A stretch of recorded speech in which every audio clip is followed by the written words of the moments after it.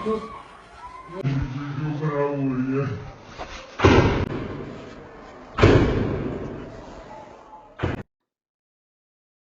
अगस्त 2017 की घटना की जब हम बात करते हैं तो एक सवाल हमारे मन में उठता है कि क्या डेरा प्रबंधन को डेरा की संगत या डेरा की संगत के प्रतिनिधि जो थे उन्हें या फिर हजूर संत जी को इस घटना का आभास नहीं था? क्या वो नहीं जानते थे कि डेरा के विरुद्ध इतने बड़ी साजिश पनप रही है?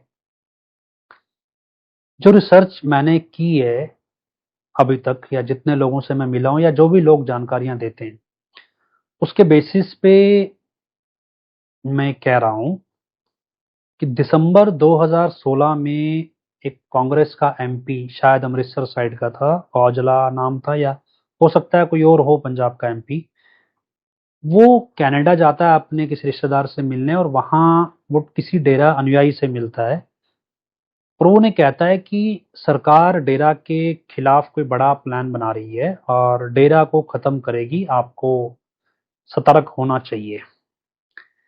जिस व्यक्ति को वो ये जानकारी देता है उसकी सगी बहन डेरा में साध्वी होती उस समय पे। वो व्यक्ति जनवरी 2017 में इंडिया आता है और 25 जनवरी 2017 डेरा का जो बड़ा फंक्शन होता है उसको अटेंड करने के लिए आता है। वो डेरा की मैनेजमेंट को बोलता है भी मुझे किसी तरह डेरा प्रमुख से मिलाया जाए और मैं उन्हें कुछ जानकारी देना चाहता हूँ। वो सारी जानकारी डेरा की मैनेजमेंट से भी साझी करता है। मतलब अगर हम डेरा की संगत के एंड से देखें तो जनवरी 2017 में डेरा मैनेजमेंट के पास ये जानकारी आ चुकी थी कि सरकार डेरा के खिलाफ कोई बड़ी प्लानिंग बना रही है और इसमें हजूर संत जी का या डेरा का बड़ा नुकसान होगा। अब जब हम 25 अगस्त 2017 की घटना की साजिशों के बारे में स्टडी करते हैं तो मेरा अपना एनालिसिस कहता है कि 3 प्लान बने थे इस साजिश में। प्लान ए कह सकते हैं, प्लान बी और प्लान सी। प्लान ए जब फेल हुआ तो प्लान बी बनाया गया और प्लान बी जब फेल हुआ तो प्लान सी बनाया गया। अब 31 जनवरी 2017 के दिन पंजाब के मोड़ मंडी के अंदर एक बॉम्ब ब्लास्ट होता है। इसका टारगेट होता है हजूर संत जी के समधी हरमिंदर सिंह जस्सी। हरमिंदर सिंह जस्सी एक बड़े नेता रहे हैं और कहते हैं कि बीजेपी में उनकी अच्छी पकड़ थी और ये एक्सपेक्टेड था भी। वो एकमात्र ऐसे शख्स बचे थे जो हजूर संत जी की तरफ से सरकार से किसी तरह की बातचीत या तालमेल बना सकते थे। तो 31 जनवरी को बॉम्ब ब्लास्ट होता है और उसमें 7 लोग मारे जाते हैं जिसमें 4 बच्चे होते हैं। इस हमले में हरमिंदर सिंह जस्सी बाल बाल बचते हैं। उसके बाद इलेक्शन होते हैं और इलेक्शन के बाद डेरा की संगत को डेरा की मैनेजमेंट टटोलना शुरू कर देती है कि अगर डेरा की संगत को ये पता चले कि डेरा पे कोई मुसीबत आने वाली है तो वो क्या कर सकती है, किस तरह से डेरा का साथ देगी। ये मतलब पैसिवली चल पड़ता है डेरा की संगत के अंदर और इस तरह से चलता है भी। लोग आइडेंटिफाई होने लगते हैं भी कौन सा व्यक्ति एक डेडिकेटेड तौर पे डेरा के साथ जुड़ा हुआ है और मुसीबत पड़ने पे वो हमारे काम आ सकता है। ये एक तरह की स्क्रूटनिंग भी कह सकते हैं डेरा की संगत में होने लगती है। दूसरे शब्दों में कहें तो डेरा की संगत को हम इस नज़र से भी देखें जो हमने पहले जिक्र किया भी, हर व्यक्ति भक्त परमार्थी और योद्धा बनना चाहता है। ऐसे में भक्त परमार्थी और योद्धा की डेफिनेशन डेरा में क्या है, ये कौन डिसाइड करता है? मैं बतौर डेरा अनुयायी अपना ओपिनियन बता रहा हूँ और हो सकता है कोई मेरे ओपिनियन से सहमत ना हो, लेकिन जितना मैंने डेरा में ऑब्जर्व किया, हमारे हिसाब से हजूर संत जी के जो कोई करीब दिखाई दे रहा है या हजूर संत जी जिसे आवाज देकर खुद बुलाएं या जिससे हंसी मजाक करें ज्यादा, जो ज्यादा करीब उनके दिखाई दे, भी हम ये मान लेते हैं भी ये व्यक्ति उनका भक्त होगा। क्योंकि बतौर अनुयायी हमारी दौड़ है कि हमें भी अपने गुरु के नजदीक जाने का मौका मिले, उनसे बात करने का मौका मिले। इसलिए हम उनका दिया हुआ नाम जपते थे कि कभी तो मौका मिलेगा। ऐसे में जिनको मौका मिल जाता है, हमें लगता है कि वो हमसे ज्यादा नाम जपते हैं, इसलिए उनको मौका मिल रहा है। इसके उल्ट हजूर संत जी अपने सत्संग में ये खुले तौर पे जिक्र करते हैं कि जो मेरे साथ खड़ा व्यक्ति आपको दिखाई दे रहा है, बेशक वो मेरी माँ ही क्यों ना हो, या मेरे परिवार का सदस्य क्यों ना हो, या फिर कोई भी प्रबंधक वगैरह जो मर्जी हो, इस आधार पे उसे भक्त मत मान लेना कि वो मेरे साथ खड़ा है या मुझसे बात कर रहा है, या फिर यूं कहें भी डेरे का कोई प्रतिनिधि है। लेकिन क्या है कि हम क्योंकि अपनी रेस में है, तो हमारे माइंड में वही है। हम हमेशा आपको एक बात कहा करते हैं, आज फिर दोहराना चाहेंगे। गुरु पीर फकीर जो रास्ता दिखाता है, जिसे आप गुरु कहते हैं, अपना मुर्शिद कामिल कहते हैं, वो सिर्फ एक ही होता है। जितने ज्यादा खसम बढ़ाओगे, रोओगे, पीटोगे, चिल्लाओगे, बात करनी है तो अपने पीरो मुर्शिद कामिल से करो। दुनिया का कोई भरोसा नहीं, कौन अपना मतलब हल निकालने के लिए, कौन अपनी यारी दोस्ती की आड़ में क्या कर जाए, कुछ पता नहीं। इसलिए हमेशा अपने गुरु पीर फकीर के वचनों को मानो। इर्द गिर्द दाएं बाएं कौन रहता है, कौन क्या करता है, उसकी परवाह ना किया करो। पीर फकीर को सतगुरु मौला नवाजते हैं, उसके बराबर कोई परिवार या कोई और दूसरा होना तो दूर, पांव की धूल के बराबर भी नहीं होता, चाहे कोई क्यों ना हो। आप मान बढ़ाई दे दे के आदमी को कुप्पा बना देते हो, और फिर वो काबू नहीं आता। इसलिए ये बात वचन है, इसको काट करना समझो अपनी खुशियों का घात करना है। ਅਸੀਂ ਕਈ ਲੋਕਾਂ ਦੇ ਮੂੰਹ ਤੋਂ ਸੁਣਿਆ, ਅਸੀਂ ਦੇਖਿਆ ਇਹ ਬਹੁਤ ਵੱਡਾ ਭਗਤ ਹੈ। ਕਿਵੇਂ ਲੱਗਿਆ ਵੀ ਤੈਨੂੰ? ਇਹ ਗੁਰੂ ਪੀਰ ਫਕੀਰ ਦੇ ਨੇੜੇ ਖੜਾ ਸੀ, ਨੇੜਿਓਂ ਗੱਲ ਕਰ ਰਿਹਾ ਸੀ, ਪਾਸ ਖੜਾ ਸੀ, ਸੇਵਾ ਕਰਦਾ ਦੇਖਿਆ। ਉਹ ਭਗਤੋ, ਇਹ ਕੋਈ ਪਹਿਚਾਨ ਨਹੀਂ ਹੈ ਮਾਲਕ ਦੇ ਪਿਆਰੇ ਦੀ। ਤੁਹਾਨੂੰ ਲੱਗਿਆ ਤਾਂ ਬੜਾ ਪਹੁੰਚਿਆ ਹੋਇਆ ਪ੍ਰੇਮੀ ਹੈ। ਉਹ ਪਹੁੰਚਿਆ ਹੋਇਆ ਤਾਂ ਹੈ, ਪਰ ਪ੍ਰੇਮੀ ਦੀ ਜਗ੍ਹਾ ਠੱਗ ਵੀ ਹੋ ਸਕਦਾ ਹੈ। परम पिता शास्त्र राम जी महाराज फरमाया कर दे, रहना मस्त ते होना होशियार चाहिदा। कहीं आप सोचो बड़ा ही, ये तो बड़ा बड़ा क्या है, क्या बड़ा? किसी फकीर ने पदवी दी, गुरु सदगुरु ने उसको नवाजा हो तो माने बड़ा। अब अपने आप ही बड़ा बन गया। आप देख रहे हैं इतने सालों से, इतने, ये सतगुरु है जो साथ चला रहा होता है। आदमी की कहां हिम्मत। बहुत सारों को देखा है जिनको पता नहीं किस किस तरीके से चलाते रहते मालिक से दुआ करके, और जब आदमी मन के हाथों ज्यादा ही मजबूर हो जाए, माया का यार हो जाए, तो भाई फिर बिछड़ते देर नहीं लगाता।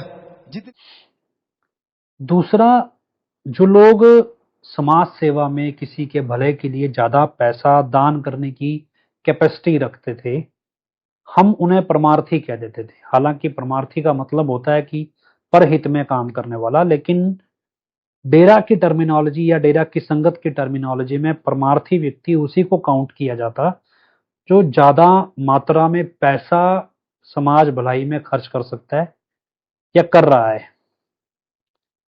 और तीसरा था योद्धा। योद्धा उस कैटेगरी में, अगर हम इसको गुरु प्रथा के हिसाब से पढ़ें, तो योद्धा वो जो डेरा की या हजूर संत जी की आन बान शान के लिए कुछ भी करने को तैयार हो, ये योद्धा है। अब इन भक्त, परमार्थी और योद्धा पे कमांड किसकी है? हजूर संत जी अक्सर अपने सत्संगों में कहा करते कि हमारे अलावा किसी की भी ना सुनो। लेकिन क्या है कि ओवर द टाइम डेरा के अंदर इस तरह से चीजें पनपी कि जो डेरा की मैनेजमेंट है, उन्होंने डेरा की संगत की कमांड अपने हाथ में ली और इस तरह से ली कि हजूर संत जी जो स्टेज पे बोल रहे हैं उसका इंटरप्रिटेशन डेरा की मैनेजमेंट करती थी बेसिकली, या डेरा के जो प्रतिनिधि हैं संगत के वो करते थे। उदाहरण के तौर पे आपको बताता हूं कि नवंबर 2016 में डेरा के संस्थापक शाह मस्ताना जी महाराज का जन्मदिन डेरा में मनाया जा रहा था और कुछ दिन पहले नोटबंदी हुई थी देश में। तो मेरे साथ एक शख्स खड़ा था उस कार्यक्रम में, वो एक इलाके का ब्लॉक भंगीदास कह सकते हैं कि 40-50 गांवों के ऊपर जो प्रतिनिधि होता है वो था।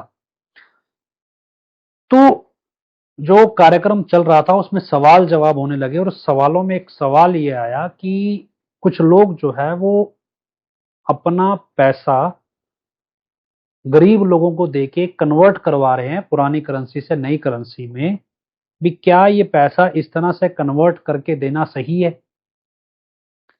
क्योंकि ये सार्वजनिक तौर पे पूछा गया सवाल था। इसका एक हिडन सवाल ये भी समझिए कि जो पैसा बदल के दिया जा रहा था बेसिकली जो लोग बदलवा रहे थे वो कुछ कमीशन देते थे।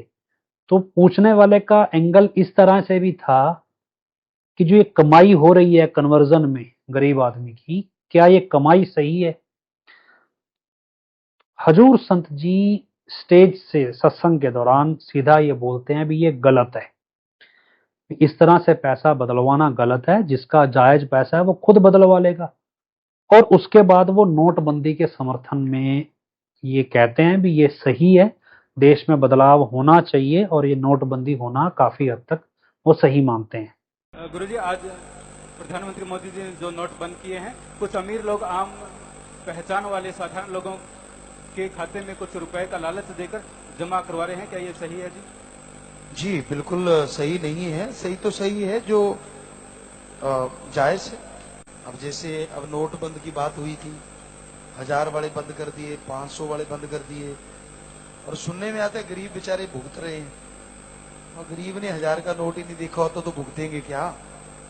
उनके पास 100 के होते हैं, 50 के होते हैं, 10 के होते हैं, तो उनको भुगतने की कोई जरूरत ही नहीं है। हाँ, जब कोई बदलाव आता है निश्चय ही उसमें परेशानियां तो आती आती। अब बड़े बड़े ठग निकल रहे हैं, आपको पता नहीं, गंगा में बहा दिए पैसे, ये वहां जला दिए पैसे। कईयों को तो नींद नहीं आई, 15 हार्ट अटैक से मर गए। बताओ क्यों मरे भाई? सोच के देखो। सच तो सच है ना। अब जिन कईयों को उस रात नींद नहीं आई और कईयों को रज के नींद आई, ये भी सच है। इसमें कोई झूठ वाली बात ही नहीं है। कईयों को आज तक नींद नहीं आई, वो भागे फिर रहे जुगाड़ करने में, तिकड़मबाजी में, तू मेरा ले ले, तू मेरा दे दे। और मोदी जी की बात तो सच है। जिस मां को आप कल तक पूछते नहीं थे, आज 2.5 लाख रुपए जमा करवा रहे हो। स्वाद आ गया ना। हम आपको सत्संगों में कितनी बार कहा करते थे कि मां का दर्जा भगवान से बड़ा। सुना ना आपने, और बहुत लोगों ने नहीं माना। अब जो राजा अपनी आई पे आ जाए तो फिर सबसे मनवा लेता। अब सारे मान रहे हैं, तो इसमें गलत क्या हो गया?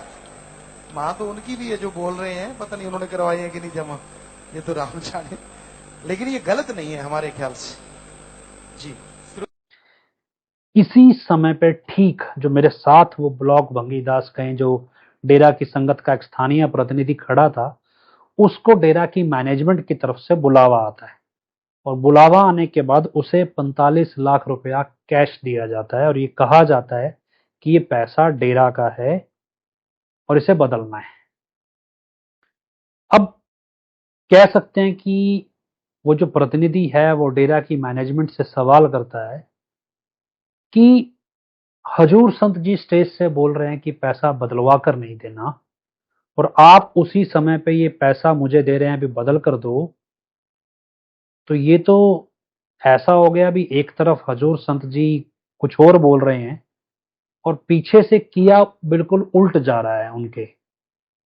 तो ऐसे में डेरा प्रबंधन इस चीज को इस रूप में परोसती थी कि भी हजूर संत जी को सार्वजनिक तौर पे चीजें बोलनी पड़ती हैं सरकार के समर्थन में या वैसे, लेकिन डेरा तो हमें चलाना है, हमें चीजों को देखना है। और आपको पता है भी इस तरह से एक नंबर में सारे बैंक खाते रख के काम नहीं चलते, कैश होना चाहिए और ये कैश डेरा का है और आप बदल के कौन सा किसी को कमीशन दे रहे हो या कुछ है। ये पैसा डेरा में वापस करो और डेरा के काम आ जाएगा, वरना व्यर्थ हो जाएगा। तो ये आपकी एक तरह की सेवा है, मतलब ये एक सेशन चलता बकायदा। तो कन्विंस कर लिया जाता भी हाँ ये पैसा बदल के देना है। अब मैं आपको जो बताना चाह रहा हूं वो ये कि हजूर संत जी की भूमिका डेरा में आध्यात्मिक गुरु की है। जब वो डेरा की सत्संग के मंच पे बैठते थे तब वो ये सीधा स्पष्ट कहते थे भी इस मंच से जो हम बोल रहे हैं ये हम नहीं बोल रहे हैं, आप ये मान के चलिए कि ईश्वर हमारे जरिए बोल रहा है, और अगर आप इसे मान लेंगे तो आपकी जिंदगी संवर जाएगी, नहीं मानेंगे तो हमारा कुछ नहीं जाएगा। ये ईश्वर के वचन है जो हम आपको बता रहे हैं। इसलिए ये हमेशा याद रखिए, हर किसी की बात को वचन मत बनाया करो, कोई भी क्यों ना हो। गुरु के वचन तो सिर्फ और सिर्फ गुरु के होते हैं, क्योंकि वो गुरु के वचन नहीं होते, वो उस ओम हरि अल्लाह वाहिगुरु राम के वचन होते हैं। और वो वचन फकीर पे ही उतरते हैं, किसी दूसरे पे उतर ही नहीं सकते, तो दूसरे की बात पूरी कैसे हो। इसलिए ये दिलो दिमाग में पक्का कर लिया करो, गुरु पीर फकीर के बराबर आप जब किसी को मानते हो तो आप धोखा खाते हो। अब एक तरफ सत्संग की स्टेज पे डेरा प्रमुख ये कह रहे हैं अभी नोट नहीं बदलने, और डेरा की मैनेजमेंट ने बड़ी गिनती में नोट बदलवाए भी। तो ये एक एग्जांपल आप समझिए भी कैसे डेरा की मैनेजमेंट की कमांड इस हद तक डेरा की संगत पे या उनके स्थानीय प्रतिनिधियों पे थी कि वो डेरा प्रमुख का आदेश या उनका जो वचन है उसे ठुकराकर डेरा की मैनेजमेंट के ऑर्डर को प्रेफरेंस देते थे। वापस आए प्लान ए पर, तो फरवरी 2017 से जून 2017 तक डेरा की संगत की नब्ज टटोली जा रही थी और उनकी स्क्रूटनिंग हो रही थी। और इस स्क्रूटनिंग में 3 कैटेगरी बन रही थी। पहली कैटेगरी वो जो लोग कुछ भी गलत होने पे हथियार उठा सकते हैं, दंगा कर सकते हैं, लड़ाई कर सकते हैं, वो कैटेगरी थी। और इसको नाम दिया गया कुर्बानी समिति। आप मान के चलिए भी कुर्बानी समिति है, भी ये कुर्बान हो सकते हैं, और दूसरे शब्दों में कहें भी योद्धा हैं ये। भी ये योद्धा बनने की रेस में दौड़ रहे थे, भी हमें मौका मिला है कि हम योद्धा बनेंगे, और योद्धा अगर शहीद हो जाएगा तो एक अव्वल दर्जे के भक्त के रूप में प्रसिद्ध हो जाएगा। तो इस तरह से लिस्ट बन रही थी। दूसरी कैटेगरी थी भीड़ की, भी जो भोले भाले लोग हैं जो लड़ नहीं सकते, जैसे बच्चे हैं, महिलाएं हैं, बुजुर्ग हैं, भी ये कितनी गिनती में हैं जो इन योद्धाओं को कथित तौर पे जो कुर्बानी समिति है इनको कवर दे सकते हैं। ये दूसरी कैटेगरी के लोग थे। इनको कहें हम परमार्थी कह सकते हैं, भी जो परहित करने निकले हैं, अपने गुरु का हित करने बेसिकली निकले हैं। तीसरे वो लोग थे जो मर सकते हैं, मतलब आत्मदाह कर सकते हैं या फिदाइन हैं, जिनको अव्वल दर्जे का भक्त कहा जाए। तो 3 कैटेगरी में स्क्रूटनिंग हो रही थी डेरा की संगत की। और करते करते जून जुलाई 2017 में इनकी लिस्ट बनने लगी थी भी कितने ग्रुप बन सकते हैं और कौन सा ग्रुप कितना एग्रेसिव होगा, और फिर आगे ये देखना था किसको क्या काम दिया जाए। तो जून जुलाई के अंदर ये लिस्ट बनने लगी, कुर्बानी समिति जिसे कह सकते हैं, फिदाइन जो या आत्मदाह करने वाले, इनकी लिस्ट बन रही थी। बाकी जो कवर दे सकते हैं उनको इन जनरल रखा गया था। अब ये लिस्टें तैयार हो रही थी और इसका डाटा ऑब्वियसली मान के चलिए भी खुफिया एजेंसियां या सुरक्षा एजेंसियां उनके पास भी चढ़ रहा होगा। इनको हर हफ्ते एक स्पेशल काउंसलिंग सेशन दिया जाता था और एक तरीके से कसम दिला के ये बताया जाता था भी किस स्तर का संकट डेरा पे आने वाला है, और ताकि ये मेंटली लड़ने को प्रिपेयर होते रहे। धीरे धीरे ये डोज इंफॉर्मेशन की बढ़ाई जा रही थी। ये बड़ा स्क्रिप्टेड वे में था भी हर जगह, मतलब डेरा के जो स्टेट लेवल के प्रतिनिधि हैं वो 1000 की गिनती में लगभग थे उस समय, और ये हरियाणा, पंजाब, हिमाचल, दिल्ली, यूपी, जो भी आसपास राजस्थान है, सब इलाकों में फैले हुए थे। और जगह जगह ये काउंसलिंग सेशंस चल रहे थे। जिनको भी ये ट्रेंड कर रहे थे या काउंसलिंग कर रहे थे या कह सकते हैं ब्रेन वॉश कर रहे थे, इनको कहीं और जाने की इजाजत नहीं थी। और प्लान ए के मुताबिक ये सारी लिस्ट तैयार हो गई। करते करते अगस्त 2017 आता है। अगस्त के अंदर हजूर संत जी का जन्मदिन होता है और हजूर संत जी अमूमन सार्वजनिक तौर पे अपना जन्मदिन सेलिब्रेट नहीं करते। जो उनके सन्यासी या खास सेवादार हैं उनके बीच में वो केक काटते थे बस, और ये भी वो अपने गुरु के आदेश से ही काटते हैं, क्योंकि उनको उनके गुरु जो शाह सतनाम सिंह जी महाराज थे वो आदेश कर गए थे भी उन्होंने ये केक हर 15 अगस्त को काटना है, तो उस आदेश से वो केक काटते थे। लेकिन 2017 में कहानी विचित्र थी।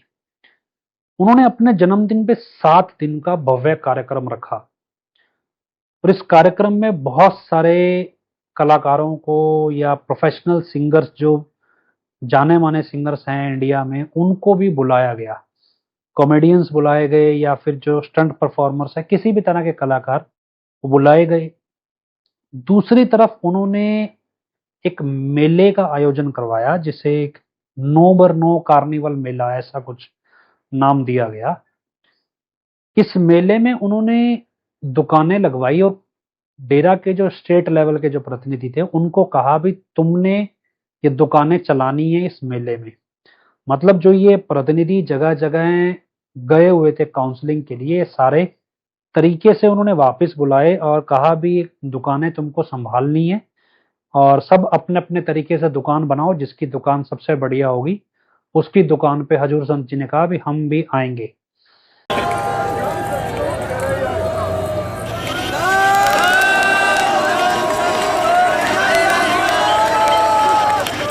जी 7 दिन लगातार प्रोग्राम चलेंगे आज से लेके, और मेला हमारी विरासत जो है बहुत ही रिच है, हमारी संस्कृति, तो वो मेला इसका एक बहुत बड़ा हिस्सा है जो आज लुप्त प्राय हो गया है, क्योंकि फिल्में आ गई हैं या मतलब हाईटेक ड्रामे होते हैं, तो उनमें ये लुप्त हो गया सारी चीज़ें। तो कैसे स्टॉल लगा करते थे, कैसे वो मेला होता था, कैसे लोग सज धज के आना, खाना, छोटी छोटी चीज़ें लेके जाना, उसकी अलग ही खुशी होना। और आपको सच बताते हैं, जैसे हम चलते गए तो हमें भी वो बचपन याद आ गया कि ऐसे छोटे छोटे मेले गांव में लगा करते थे, तो हम लोग ये गुलेल से ये करो जी, ये रिंग डालो जी, तो वो चीज़ें ताकि हमारे आज के बच्चों को जो बहुत ही हाईटेक अपने आप को हो गए हैं, या कहें कि अच्छी बात है, बुरी नहीं है, लेकिन कम से कम हमारी विरासत तो उनको याद रहे, ये भी हमारा एक अभिन्न अंग है। तो इसलिए कल्चर अलग अलग हमारे स्टेट के कल्चर हैं बीच में, और खाने का भी कल्चर है, तो वो याद रखने के लिए हमने ये प्रयास किया है। जी MH 9x9 मेला, मतलब तो उसका मतलब ये है कि भगवान करे कि हमारी विरासत हमेशा रहे। कहते 9x9 का मतलब होता है 9 का पहाड़ा गिनो तो 9 ही रहेगा, 9 दूनी 18, 8 और 1 9, 9 27, 7 और 2 9, तो 9x9 का मतलब हमेशा हमारी विरासत जिंदाबाद। आज बहुत सारे जो ड्रामा लोग करेंगे, एक्टर आके कलाकार, तो वो किए जाएंगे। कल जो है वो आर्ट कार्निवल और मैजिशियन है, तो उसमें आर्ट जैसे हैंड का आर्ट है या कोई सैंड आर्ट है, इस तरह की आर्ट्स कल शुरू होंगी। और उसके बाद 12 को म्यूजिक फेस्टिवल है, उसमें कुछ सिंगर आएंगे जो सूफियाना तौर पे गाएंगे, कुछ इस तरह का म्यूजिक का पूरा प्रोग्राम रहेगा। उसके बाद 13 को स्टंट शो है, तो अलग अलग तरह से दूर दराज से लोग आएंगे स्टंट दिखाने के लिए। और फिर 14 को कॉमेडी है, पूरी जो रात का टाइम है वो कॉमेडियन भी आ रहे हैं, कुछ यहाँ के कॉमेडियन हैं, तो कोशिश करेंगे कि वो कॉमेडी नाइट बहुत अच्छी हो। 15 को कल्चर फेस्ट है, डांस म्यूजिक स्टंट का संगम है, उस दिन तीनों मिला के 15 को संगम है। और 14 को केक भी है, आप सबको निमंत्रण है कि 14 को केक भी है, मतलब आधी रात का जैसे प्रोग्राम वो जैसे बच्चों ने रखा है। और 16 को देसी गेम है, जैसे वहाँ आएगा जो हमारे पुरातन गेम होते थे, जैसे एक बच्चा मुंह खोल के खड़ा और दूसरा अंगूर मार रहा है कि मुंह में जाना चाहिए, जैसे आपने पहले देखे, तो उस टाइप के 7 गेम है, 5 भाइयों के 2 बहनों के। तो वो स्टेज के ऊपर ही होंगे, क्योंकि वो गेम वहां तो पूरे सबके सामने वो देसी गेम किए जाएंगे। और इसमें देश विदेश के कलाकार आ रहे हैं जो हमें बताया गया। हाथ ऊपर करके लगाओ सारे ताली। ओ धन धन सतगुरु तेरा ही आसरा, तेरा ही आसरा, तेरा ही आसरा। ओ लख बधाइयां जी, लख बधाइयां जी, लख बधाइयां जी गुरु जी थानू। सामने होवे यार ते नचना, नचना पैंदा नचना पैंदा, यार दी खातर नचना पैंदा।